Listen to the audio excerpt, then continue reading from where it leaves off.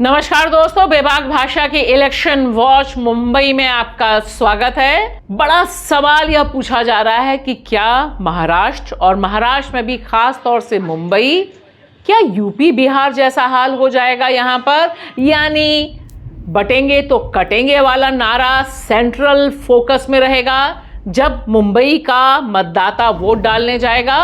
और आखिर क्या है सबसे बड़ा मुद्दा मुंबई के वोटरों का? यह एक ऐसा सवाल है जिसका एक जवाब करेक्ट आंसर नहीं हो सकता है, क्योंकि निश्चित तौर पर सब तक पहुंचना और सबके दिमाग को रीड करना असंभव है। इसलिए रैंडम जो लोग मिलते हैं सड़कों पर, चाहे वो टैक्सी वाले हों, चाहे चाय की दुकान पर बैठने वाले लोग हों, या फिर अनगिनत ऐसे लोग जो कैमरे पर नहीं आना चाहते लेकिन अपने को एक्सप्रेस करना चाहते हैं, वे लोग जिस तरह से इस समय महाराष्ट्र के चुनाव को देख रहे हैं वह अपने आप में बहुत खास है। इसलिए आज हम बात करेंगे मुंबई में टैक्सी ड्राइवरों से भी, और ये अलग अलग टैक्सी ड्राइवर्स हैं जो बेसिकली नब्ज बता रहे हैं कि किस तरह से मुंबई को जो बांटने की कोशिश हो रही है, वहां की मेहनतकश जनता इसे उस तरह से बंटने के लिए तैयार नहीं है। और इसके बाद जिस तरह से एक बुजुर्ग व्यक्ति यह बताने पर उतारू हैं कि दरअसल मोदी और ट्रंप में बहुत समानता है, दोनों का ही चुनाव भगवान ने किया है, एक ईसाई भगवान ने और एक हिंदू भगवान ने।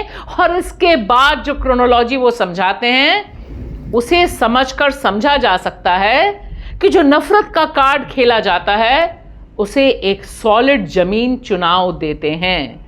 लेकिन फिलहाल महाराष्ट्र में बहुत कुछ खेला जा रहा है। सिर्फ बाबा सिद्दीकी की हत्या ही नहीं, बड़े पैमाने पर मतदाताओं को डराया धमकाया जा रहा है, और इसमें महिला मतदाताओं को भी धमकाने की काफ़ी कोशिश हो रही है।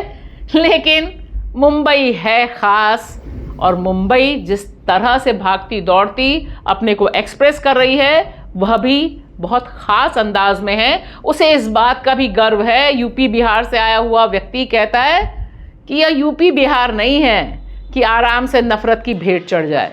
यहाँ आपको क्या लग रहा है कि क्या लड़ाई किसके बीच में है? शिवसेना के बीच में लड़ाई है। और निकालेगा कौन? शिवसेना, कांग्रेस ना, सिंधी की सरकार नहीं बनेगी, शिवसेना और कांग्रेस निकालेंगे।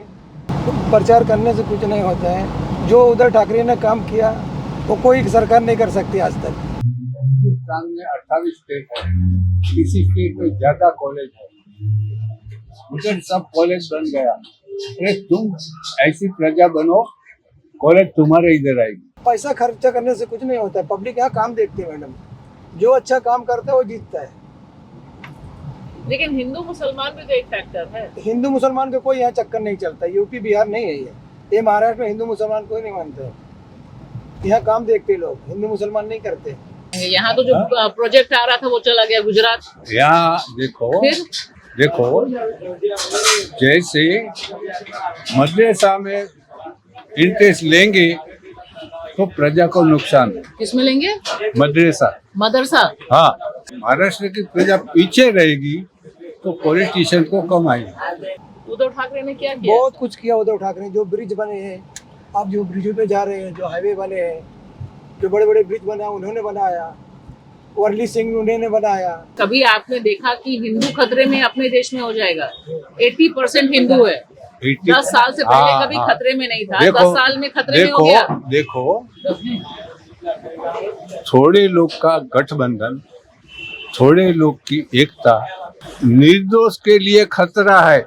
महाराष्ट्र के चुनाव के लिए जिस तरह से साम दाम दंड भेद का इस्तेमाल करके भारतीय जनता पार्टी एक दूसरे ढंग की नज़ीर, दूसरे ढंग का एग्जाम्पल सेट करने जा रही है, वह अगर सफल हो जाता है तो निश्चित तौर पर भारतीय लोकतंत्र के लिए बहुत ख़तरनाक संकेत होगा। और महाराष्ट्र के लिए, महाराष्ट्र के क्षेत्रीय दलों के लिए भी तकरीबन डेथ बेल यानी मौत की घंटी बजेगी, क्योंकि अगर यहाँ पर भारतीय जनता पार्टी अपने मंसूबों में कामयाब रहती है तो निश्चित तौर पर यहाँ की जो 2 क्षेत्रीय दल हैं जिसमें एनसीपी और शिवसेना दोनों की अहम भूमिका रही है, वह भूमिका बार्गेनिंग पावर तकरीबन ख़त्म हो जाएगी।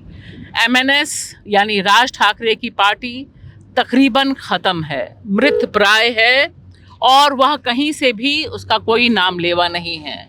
तो यह एक पहली सफलता है जो भारतीय जनता पार्टी ने महाराष्ट्र की राजनीति में हासिल की है। और दूसरी तरफ एनसीपी के जो 2 फाड़ किए और उस 2 फाड़ में जिस तरह से अजीत पवार को अपनी जगह दिखाई है और पूरी की पूरी आशंका जताई जा रही है कि नवाब मलिक को सामने करके वहाँ से समाजवादी पार्टी के जो कद्दावर नेता रहे हैं अबू सलीम, उनको हराने की कोशिश है। तो इस तरह से मुसलमान बनाम मुसलमान का खेल भी महाराष्ट्र में खेला जा रहा है, बखूबी खेला जा रहा है। इसमें किस तरह से महाविकास आघाड़ी कुछ खेल पाती है, उसने तकरीबन 2.5 महीने गवा दिए। लोकसभा चुनाव के दौरान जो उसे एक बढ़त मिली थी, जिस तरह से लोकसभा चुनाव में एक हार हुई थी बड़े पैमाने पर, महायुति गठबंधन पीछे गया था, वो जो पूरा समय था जमीन को और पुख्ता करने का, वह उनका आपसी फाइट में गया है।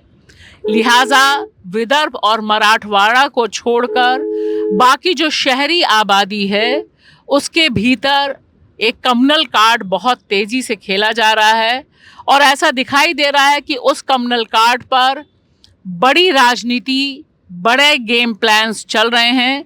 और हमें ये नहीं भूलना चाहिए कि महाराष्ट्र एक तरह से देश की आर्थिक राजधानी भी है। यहाँ पर जिस समय हम मौजूद हैं मुंबई में धारावी है, धारावी में अडानी की परियोजना है जिस पर सीधे सीधे कुठाराघात करते हुए एक दांव खेला है उद्धव ठाकरे ने कि हम आ जाएंगे तो अडानी का यह प्रोजेक्ट ख़त्म हो जाएगा। और उसके बाद से जो खबरें आ रही हैं कि अडानी ने भी अपना पूरा खजाना खोल दिया है कि किसी भी सूरत में यहाँ से महाविकास आघाड़ी ना जीते।